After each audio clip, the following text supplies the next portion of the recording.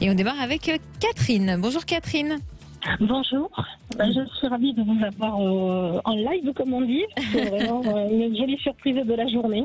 Eh bien écoutez, on est ravis de vous avoir aussi. Donc vous nous appelez par rapport à l'homme que vous fréquentez qui vit toujours avec son ex-femme, c'est ça? Voilà, j'ai entamé une relation depuis peu avec un homme que j'ai rencontré sur un site. Alors une situation un peu particulière parce qu'il est en instance de divorce d'après ce qu'il me dit. Oui. Il a été marié une quarantaine d'années, donc il veut mettre en place une relation qu'il appellerait polyamoureuse. Voilà. Il ne veut plus, entre guillemets, se fixer, il veut être dans le respect, dans la correction, mais il ne veut plus se mettre de barrière à l'amour en général.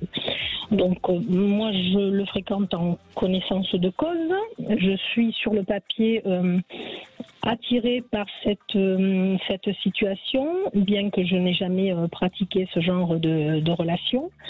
Mais je me pose plein de questions, je me demande si c'est tout simplement pas une manière de me balader et de me garder pour l'instant en position, quoi qu'il en soit, de maîtresse, parce qu'il n'est toujours pas divorcé et donc sa femme n'était pas du tout actrice dans ce genre de façon de vivre l'amour. Donc voilà, il me dit que lui, à prime abord, il a envie de mettre ça en place avec sa prochaine partenaire. Et voilà. Donc je ne sais pas où je mets entre guillemets les pieds. Et pour l'instant, enfin, j'y vais en connaissance de cause. D'accord. Alors, donc déjà depuis quand vous avez entamé cette relation? C'est tout frais, ça fait 15 jours. Après, c'est quelqu'un avec qui je communiquais par le biais d'un site depuis 3 semaines. Voilà. D'accord. Donc lui vous dit dès le départ qu'il veut aller vers le polyamour. Donc pour nos auditeurs, on précise, pour ceux qui ne connaîtraient pas le terme, c'est le fait d'aimer de s'autoriser en tout cas à aimer plusieurs personnes en même temps et que ces personnes-là soient quand même au courant à chaque fois. Consentantes, voilà, et au courant. Et voilà, ce n'est pas du tout une notion de libertinage. D'accord. Oui, il faut bien faire la différence. Voilà. Alors donc vous dès le départ, c'est quelque chose qui ne vous a pas freiné du tout? Je me suis posé la question, parce que par le passé, j'ai été en couple avec des histoires de longue durée.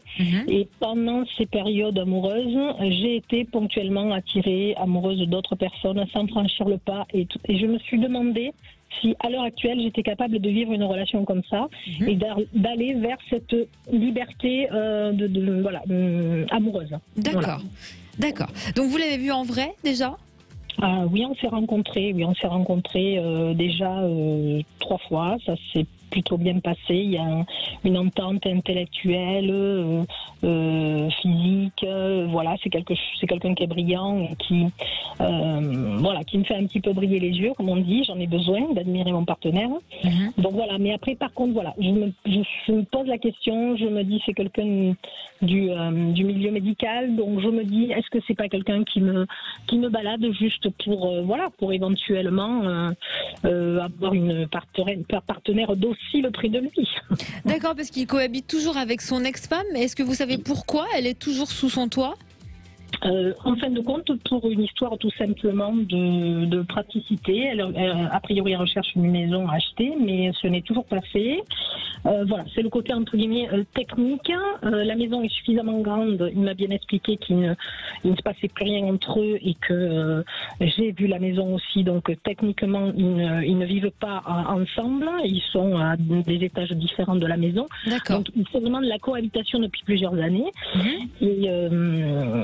Et voilà, techniquement, il m'explique qu'il subit la situation. Donc voilà, je vous avoue que... Oui, allez-y, pardon.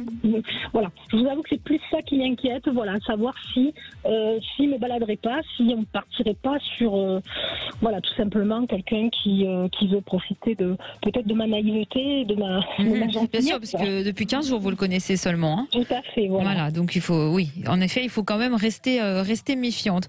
Vous nous avez dit, je rebondis, qu'il était dans le secteur médical. C'est quelque chose qui vous pose souci?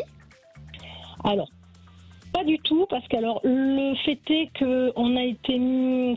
Comment vous expliquer donc j'ai rencontré ce monsieur donc sur un site, mais en parallèle, il se trouve que ce monsieur est amené à être mon futur docteur. Et ça, on ne le savait pas. En s'étant rencontrés sur le site, on ne le savait pas. Et au fil de la conversation, il m'a dit, bon voilà, il faut que je t'avoue quelque chose avant qu'on se rencontre. Et je pense que je suis ton futur docteur. C'est-à-dire que lui, il vous a vu dans son planning de rendez-vous ? En fin de compte, par le biais d'informations croisées, on a fini par se rendre compte, parce qu'il a quand même une spécialité médicale bien précise. D'accord. Que j'étais une de ses futures patientes. Donc il a été déontologiquement carré, il m'a bien dit, bon mais voilà, la décision t'appartient, est-ce qu'on se voit ou est-ce qu'on se voit pas, en sachant que moi, techniquement, je n'ai pas dragué une patiente parce que... Voilà, les médecins ont une éthique, bien sûr. Une éthique, donc voilà, il a été très correct et très carré là-dessus, donc voilà. Je me suis engagée aussi en connaissance de cause parce que voilà, nos conversations et nos affinités faisaient que je ne voulais pas passer à côté de cette histoire. Voilà. D'accord. Anne-Lise, on vous écoute. Quel est votre ressenti sur cette relation ? C'est une belle relation finalement, oui. Mais il n'y a pas de hasard dans la vie. On part du principe que Catherine, si quelque part il est amené à se savoir au départ de votre relation, si j'ai bien tout compris, ce n'est pas un hasard non plus si vous êtes amené à le revoir, peut-être dans un contexte professionnel. Il y a peut-être un sens qui pourrait être le suivant, et en tout cas c'est ce que j'en ressens, c'est que cette relation vous est de toute façon effectivement destinée d'une manière ou d'une autre. Ce qui ne veut pas forcément dire qu'il y aura un destin probable et probant entre vous sur un rapport amoureux à long terme, puisque oui, c'est très clair, je crois Catherine qu'il a été très clair, c'est un homme qui ne veut pas se fermer à l'éventualité de rencontrer d'autres personnes et d'être polyvalent sur le plan amoureux. Catherine, je pense que vous avez effectivement une affinité très particulière avec cet homme.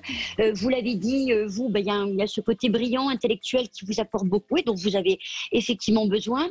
Lui, en même temps, retrouve chez vous une douceur, une facilité aussi à s'adapter, une capacité à être à l'écoute. Et je pense que cet homme en a besoin parce qu'il vit une situation familiale. C'est ce qu'on voit d'ailleurs sur le règle de la triade aujourd'hui, qui est un peu complexe, où cet homme qui quand même a des valeurs ne veut pas non plus bousculer sa vie de famille pour le moment. Et en tout cas, ce qu'il en est dit clairement, Catherine, c'est que même s'il vous parle de divorce et d'une situation qui peut être complexe, je l'entends, elle est montrée comme telle, mais ce n'est pas non plus mal vécu.